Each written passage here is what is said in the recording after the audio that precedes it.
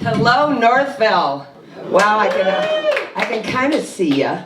But God, I love this light. I feel so special. Wow, I'm on stage. So, let me get over that for a minute. So, I guess happy belated Valentine's Day. I don't know. I hate that holiday. I mean, it was not a great Valentine's Day for me. I'm really not very lucky in love. I've been married twice. Now, both of my husbands would love to be here tonight, but sadly, they're both pushing up daisies. Yeah. Now, I know what you're thinking. 2 dead husbands? Really? I swear I had nothing to do with it. Or maybe I did. Just saying, you might want to laugh at my jokes. Yeah, now I don't want you to get the wrong impression. It's not like I can't keep a man. I just can't keep a man alive. Yeah, 2 dead husbands, right? I mean, you can imagine how that goes over on a first date, right? Oh my God, that is a mighty aphrodisiac, let me tell you. Sir, do you know what an aphrodisiac is? Yeah, I can't see you, I'm assuming. I see long hair there, so you're a sir. Yes. Yeah. You know what an aphrodisiac is? I heard of it. Okay. Of course you do. I'm sorry. I didn't mean to be condescending. That means talking down to people. Yeah. So there I was, back out in the dating scene, and let me tell you, it is brutal out there for women of a certain age, which sadly is my age. So, like everybody, I decided to check out the online dating scene, like you did, Sal. I signed up for that Match.com, that site, where everybody's profile picture is about 10 years old. And that other one for mature singles, Our Time. Oh, God, what a shit show. I mean, they really should call that Out of Time, right? I mean, you know what, I kind of give up on it. I mean, listen, relationships, I mean, have you noticed that if you stay in a relationship long enough, it really just becomes about who does what around the house, right? Doesn't it? Now, I'm guessing we might have a couple here that's been maybe married for a while. I don't want to pick on you folks again, but, and you two aren't married, are you? No, okay. All right. Let me see, who can I pick on? Well, I'm coming back to you. All right, are you folks married? Of course. Yes, and what's your name, sir? Dante Valario. Is this your dad? Oh my God!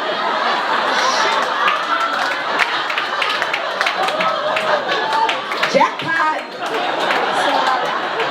So, Dante, what's your wife's name? Liz. Say that. Liz. Liz, is this your mother? Yes. Are you sure? Okay. That's so nice to meet you, Dante and Liz. So how many years you been married? Hopefully more than 30-something.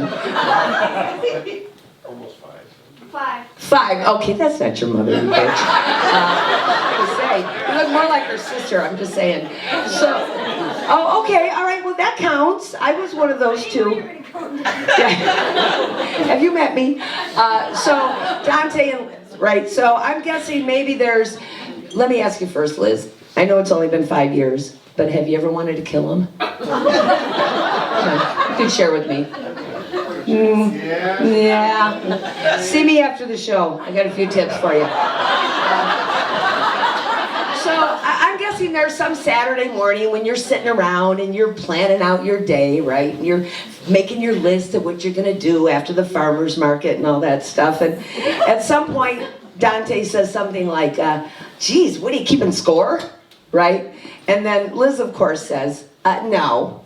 But Dante, I want to let you in on a little secret. We are absolutely fucking keeping score. Trust me, we are keeping score. And guess what? You're losing. Yeah. I mean, if this were the NFL, we'd be the Kansas City Chiefs and you'd be the Detroit Lions. Sorry. I'm hoping I can change that joke next season, but I'm not too hopeful. So, I mean, let's face it, we're all keeping score, right? Men and women love to push each other's buttons. Now, my first husband, the old hippie, he used to agree to do something But then he would proceed to do it all wrong, on purpose, over and over. I heard somebody say, yeah, you're married to that guy too, right? I mean, listen, I would get to the point where I would finally be like, you know what, never mind.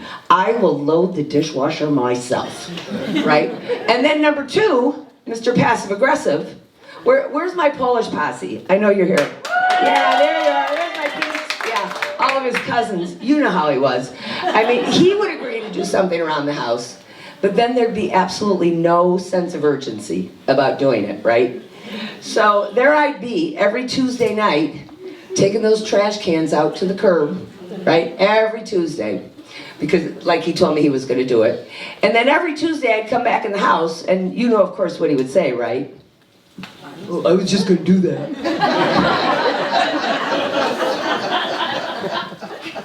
I mean, girls, we like to talk about how stupid men are, right?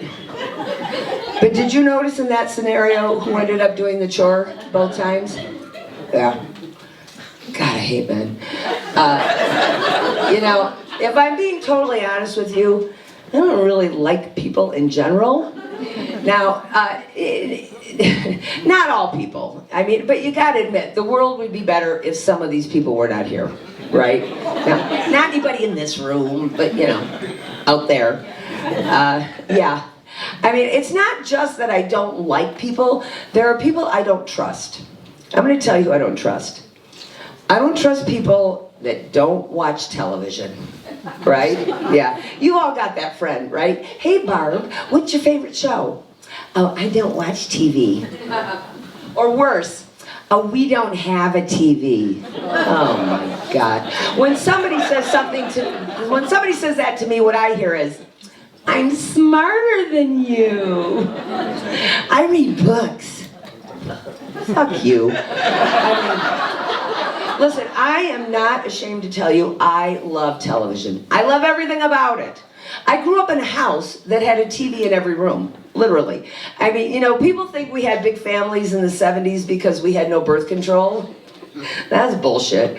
We had big families in the 70s because we had no remote control, right? I mean, my mother would call me from 3 rooms away to come and change that channel. And just about the time one of us would get big enough to say no, she'd just pop out another one. I mean, you look at your typical picture of a Irish Catholic, Italian Catholic, Polish Catholic family from the 70s, right? 6, 7, 8 kids, all 2 years apart, with all those little channel changers, right? I look at that picture and I think, half of you fuckers wouldn't be here if the remote control had been invented 10 years earlier, right? I mean, how many people grew up in the 70s here? I can't really see, it's like a sea of, a bunch of you, yeah, right. So, I mean, I don't know about you, but I don't think our parents really liked us in the 70s. I mean, remember the way they used to load us into a car, right? I mean, how many people had that, like, wood-paneled station wagon growing up, right? Before we had SUVs and all that stuff. I mean, your typical station wagon in 1975 had a bench seat in the front, right? So mom and dad would put the toddler right in the middle, no seatbelt. Who wore a seatbelt in 1976, right? And then mom would just hold the infant on her lap, right? I mean, because if mom was going to go through the windshield, something was going to soften that blow. I don't know about you, but the car that my parents had what I called the suicide seat in the way back. Remember that one that faced out? Right? I mean, that's typically where you put the kids you didn't like so much. And let's face it, it was usually the middle boys. Right? I mean, it was bad enough that you were going to die, but you were going to watch it happen. Yeah. I mean, you know, listen, in those days when you had 7, 8 kids, so what if you lost 1 or 2 along the way? Really? You know. All right, before I get out of here and make room for the next comic, I got to share with you something that is really cracking me up these days. I am getting a kick out of all these 28-year-old hipsters walking around acting like they invented pot. Really? Now, I can't see, but I saw you at dinner, and I know there's some old stoners in this room. Come on. I mean, listen, you little fuckers. We did this shit when it was really illegal, right? I mean, nowadays, you go to a dispensary, it's like you're at the frickin' Apple store. When I was a kid, I was meeting some shady guy from the public high school in the parking lot behind McDonald's, right? And what did we know about grams? I mean, we didn't know how to weigh anything in the 1970s. We measured things the old-fashioned way, with our fingers, right? Some of you remember this. Remember you could buy the 3-finger bag or the 5-finger bag? And if you were smart, you got a dealer who was kind of chubby. Finger bag.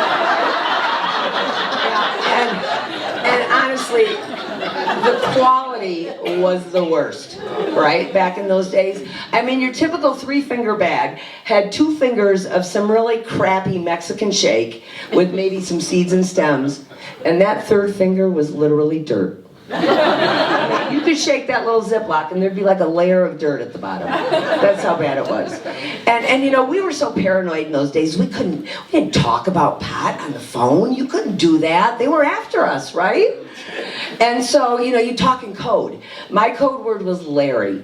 I used to say, hey Joe, I'm meeting Larry at the bakery for lunch today. Did you say that you wanted a full loaf or a half a loaf of that sourdough? Right? That's how we did it.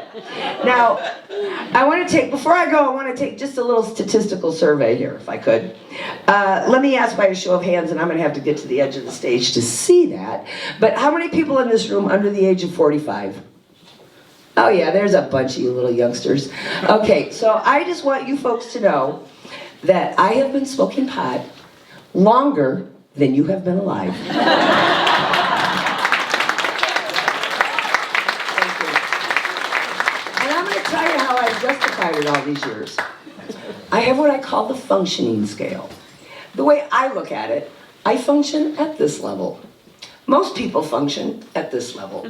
So I figure I have to give myself a little bit of a handicap so that others just have a fighting chance.